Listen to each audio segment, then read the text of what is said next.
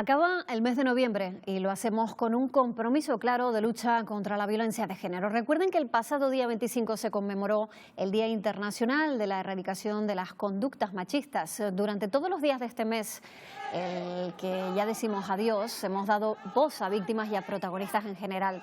Nos hemos hecho eco también de los proyectos que desarrollan diversas instituciones, todo para aportar nuestro granito de arena contra este problema social que nos afecta a todos por igual. Hoy queremos conocer cuáles son las reivindicaciones del Foro contra la Violencia del Género de Tenerife. Con una de sus portavoces se encuentra ya nuestra compañera Lidia Rodríguez. Lidia ya está aquí en el plató de Buenos Días Canarias. ¿Qué tal? Muy buenos días, Lidia. Muy buenos días, Patricia. Pues sí, efectivamente se trata de una de las personas que más conocen este foro de la violencia de género. De hecho, es una de sus portavoces. Lleva muchísimos años batallando por conseguir erradicar esta lacra, este problema, y lo hace desde el activismo comprometido. Está con nosotros hoy aquí Elisa Pérez, una de las portavoces del Foro contra la Violencia de Género de Tenerife. Elisa, muy buenos días. Buenos días. ¿Qué es lo que está ocurriendo? Prácticamente acabamos de celebrar el 25 de noviembre. ¿Qué es lo que está ocurriendo para que sigamos celebrando ese día? Lo que está ocurriendo es lo que ya lleva ocurriendo durante muchísimo tiempo. Por eso continuamos en la lucha, continuamos conmemorando un 25 de noviembre, porque, bueno, a pesar de que a veces resulta paradójico, ¿no? Cuanto más se habla de violencia contra las mujeres, pues cuanto más medidas hay, siguen habiendo una cantidad de casos escalofriantes, ¿no? Las cifras ahí están y demuestran lo que está ocurriendo. Sí es cierto que ha habido una especie de paréntesis a lo largo de la situación de confinamiento, donde se ha agravado una situación que ya venía de atrás, es decir, no es nada nuevo. La violencia contra las mujeres está antes de esta pandemia y será posterior a esta pandemia, por desgracia, ¿no? Se supone que tenemos que contar con ese apoyo que nos dan las instituciones. Se habla mucho del Pacto de Estado, pero ya lo comentábamos antes, ¿no? ¿Qué es lo que está fallando en ese Pacto de Estado que supuestamente tiene que dar soluciones y no está ocurriendo? ¿Es la panacea ese Pacto de Estado? Evidentemente no. No lo es. Es una herramienta importante, siempre lo fue, pero hay un problema importante porque si realmente queremos cambiar las cosas, el Pacto de Estado puede ser una herramienta fundamental.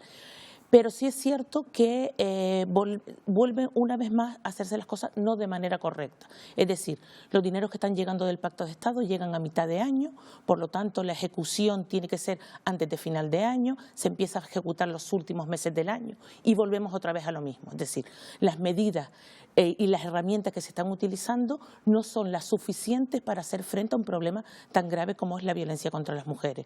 Hoy en este año ha llegado, por ejemplo, en junio y ha tenido que ejecutarse antes del 17 de septiembre. Por lo tanto, es prácticamente imposible que las acciones se lleven a cabo en esa temporalidad.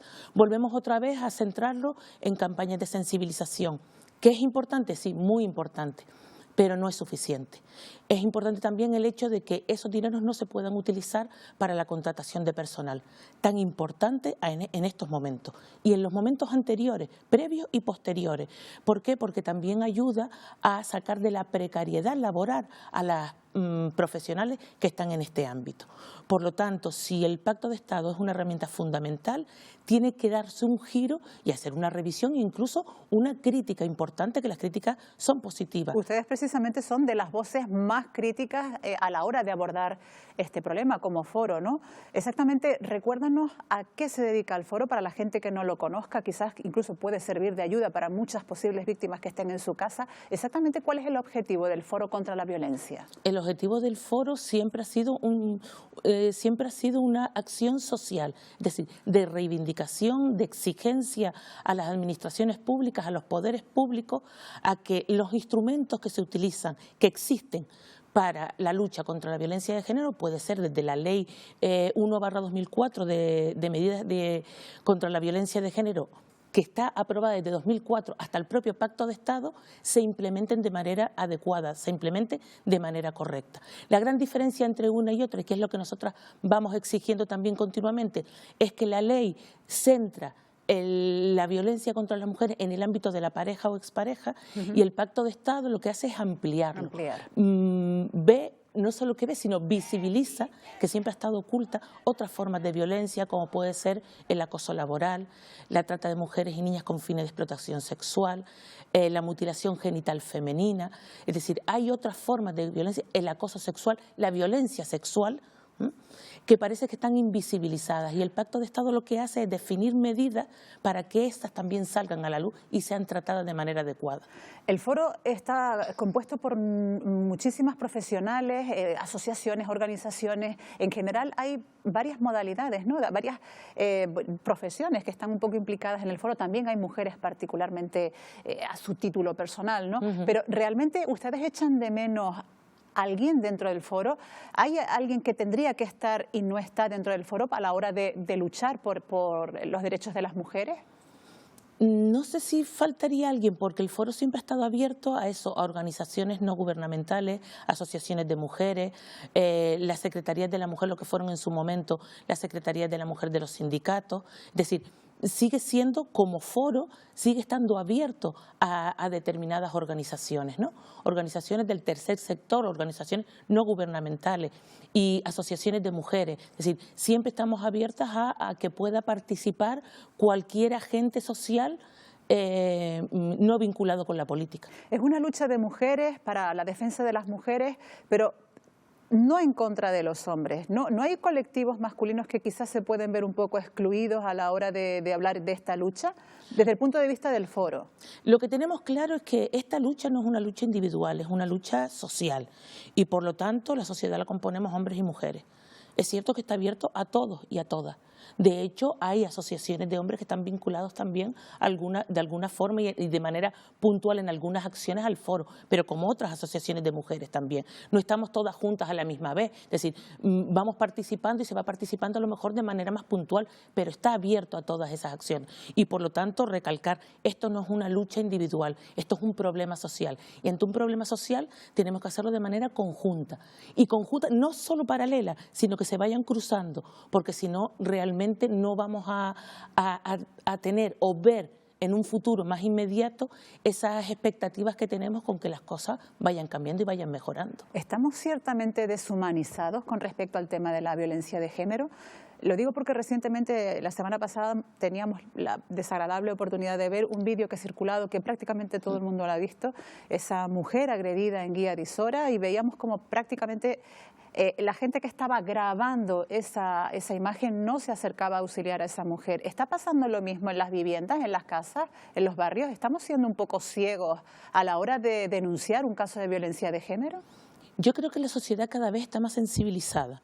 Sí es cierto que lo que se pide es el compromiso, pero el compromiso no es ver una agresión y que tú vayas a actuar, porque en ese caso concreto, allí estaba el agresor, estaba con un cuchillo en la mano y tú pasas por la calle y no vas a intervenir, pero sí tienes la capacidad de llamar a la policía y de actuar. No tienes que actuar de manera inmediata física, ¿no? Porque puedes también poner en riesgo tu vida. Pero sí es verdad que muchas de las campañas han ido a enfocarlo hacia el compromiso que tiene la sociedad. Es decir, yo estoy en casa y estoy oyendo que mi vecino y mi vecino estén teniendo una discusión y están pasando a palabras mayores y yo sospecho que pueda haber alguna situación de violencia, yo debería comprometerme y levantar un teléfono y llamar a la policía. Es decir, esas campañas también están ahí y yo creo que la sociedad cada vez está más sensibilizada. Lo que ocurre con las grabaciones, pues bueno, pues ahora es como la tónica general, ¿no? Lo que ocurre bueno, malo, medio, regular, todo se graba. Pero eso no implica que la gente que esté de manera pasiva, ¿no? Sino que sean capaces pues, de llamar a la policía y en muchos casos esas grabaciones también sirven como prueba para lo que está ocurriendo. De alguna manera es documentar a la hora de denunciar, ¿no? Sí, puede ser una forma de documentación, ¿no? Pero lo importante es que la gente actúe de una forma u otra, pero que se sientan comprometidas en que también podemos ser agentes de cambio en ese sentido, ¿no? Que podemos participar de manera activa y la ciudadanía es importante que levante su voz y la voz se puede levantar de diferentes formas. El silencio se puede romper de diferentes maneras y una de ellas puede ser eso, ¿no? Participando o interviniendo no de manera directa, pero sí a través de una llamada alertando, por ejemplo, a la policía. Creo que has dicho, Elisa, una de las palabras claves en este problema, en esta situación, ¿no? Cambio. Ese cambio no viene quizás tanto por que sí, recursos económicos, pisos tutelados, ayuda psicológica, jurídica, social, pero ¿qué pasa con la educación? Ese cambio no se tiene que dar en las clases, desde chiquititos, en las guarderías, no sé, de alguna manera una educación específica en valores. ¿Cómo lo ves? Los cambios tienen que estar en todos los ámbitos y uno de los fundamentales es la educación, como bien dice. Es decir, es importante que a lo largo de las etapas educativas, ese itinerario formativo que tiene cada alumno y cada alumna, pues esté insertado en el currículo escolar una cuestión tan básica como puede ser, aparte de la educación en valores, la educación afectivo-sexual. Es decir, hay que trabajar con el alumnado, dotarles a ambos de herramientas críticas ante situaciones como que una relación de pareja tiene que ser una relación en igualdad, cómo actuar ante el consumo excesivo y cada vez más temprano de pornografía, que supone en muchos casos el referente de aprendizaje de las relaciones sexuales, cuando sabemos que la pornografía mayoritariamente, o la pornografía, es una forma de violencia contra las mujeres. ¿Qué ocurre cuando los chicos aprenden esos comportamientos sexuales a través de la pornografía y luego ponemos los pies en el suelo y tienes una relación con tu pareja? Es decir, la ficción es una cosa y la realidad es otra. O sea, que las aulas son básicas para esa educación desde los primeros días prácticamente. Fundamentales desde las edades más tempranas hasta que se llega a la universidad. Elisa, nos encantaría seguir, estamos ya prácticamente en tiempo, se nos quedan muchas preguntas en el tintero. Te damos las gracias sobre todo por darnos esas pinceladas y te emplazamos a una próxima ocasión. Muchísimas gracias a ustedes. Precisamente, y además felicidades porque el foro está cumpliendo justamente 20 años de activismo, 20 años de lucha. Patricia, precisamente para eso, en defensa de las mujeres y sobre todo, pues para evitar que se sigan dando casos de violencia. Ojalá no tuvieran que actuar en tantas ocasiones. Muchísimas gracias por estar aquí. Gracias a ustedes. Buenos Buen día.